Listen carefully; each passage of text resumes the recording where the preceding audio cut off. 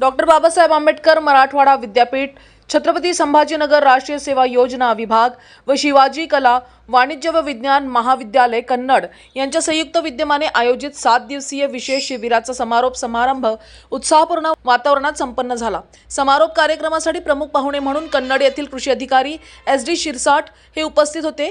कार्यक्रमाच्या अध्यक्षस्थानी प्राचार्य डॉक्टर विजय भोसले होते।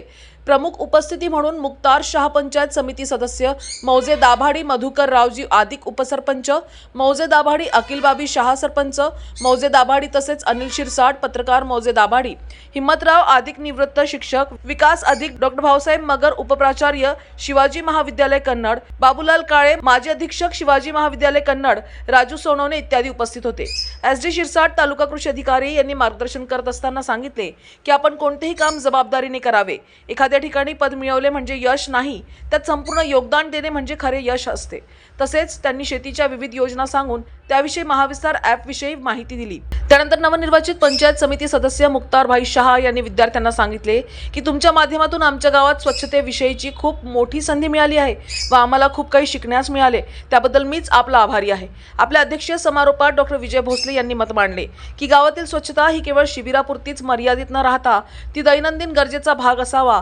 आपण सर्वांनी मिळून जर प्रयत्न केला तर प्रत्येक गाव हे नक्कीच आदर्श गाव होईल व शासन दरबारी याची दखल घेतली जाईल। यावेळी शिबिरामध्ये आयोजित करण्यात आलेल्या पाककला स्पर्धेतील विजेत्यांना मान्यवरांच्या हस्ते बक्षीस वितरण करण्यात आले।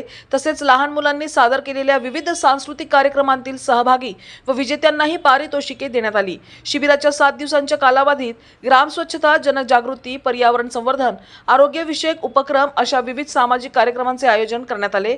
विद्यार्थ्यांनी गावकऱ्यांच्या सहकार्याने अनेक उपक्रम यशस्वीपणे राबवले। कार्यक्रमाचे सूत्रसंचालन साक्षी ठोंबरे यांनी केले तर प्रास्ताविक सीमा काशीद यांनी मांडले तर शिबिराच्या 7 दिवसाची रूपरेषा साक्षी ठोंबरे यांनी सादर केली।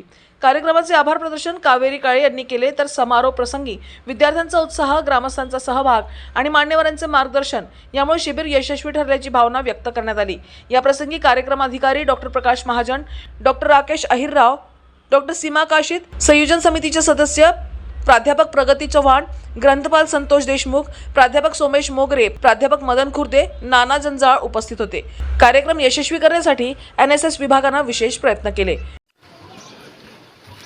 दीदी नमस्कार। तुमच्या गावात जे 7 दिवसाचं शिबिर चालू आहे, मी त्या शिबिरामधून आलेली आहे।